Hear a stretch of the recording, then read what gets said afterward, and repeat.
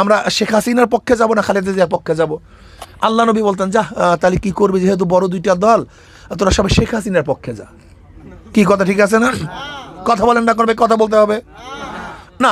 ঠিক আছে, শেখ হাসিনা বাদ দে, তাহলে তোরা সবাই খালেদা জিয়ার পক্ষে যা। হ্যাঁ, কারণটা কি? এই না বললেন কেন? বিবেককে ধোকা দেয়া যায় না, বিবেককে ধোকা দেয়া যায় না। وقال عليه الصلاة والسلام لوافسة جئت تسأل عن البر والاسم قال نعم قال فجمع أصابعه فضرب بها صدره فقال استفت نفسك استفت قلبك ثلاثا।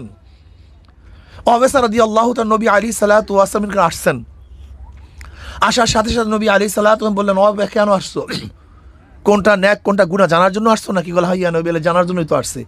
নবী আলাইহিস সালাতু ওয়াস সালাম দুই আঙ্গুলিকে জমা করলেন, সিনার মধ্যে ধাক্কা দিলেন, কি বললেন? ইস্তাফ নাফসাক ইস্তাফ কলবাক সালাসান। তিনবার বললেন, তোমার কলবের কাছে প্রশ্ন করো, ফতুয়া জিজ্ঞাসা করো। তোমার কলব, তোমার অন্তর তোমাকে জবাব দিয়ে দিবে কোনটা ন্যাক কোনটা গুনাহ, কোনটা ভালো কোনটা মন্দ, কি উচিত কি উচিত না। বিবেকের সাথে প্রতারণা করা যায় না, বিবেককে ধোকা দেওয়া যায় না।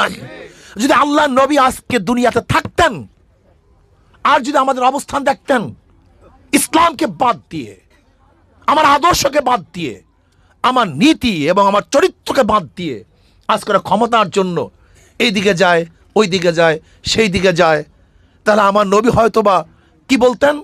এই সমস্ত মুনাফেক এবং আমার দুশমনদেরকে বাদ দিয়ে যারা কলেমার ঝান্ডা উড্ডয়ন করে, তারা যদি একাও থাকে ইব্রাহিমের মতো, তাদের দলে থাক, তাদের কাছে থাক, অন্যদিকে যাওয়া যাবে না। এটা আমার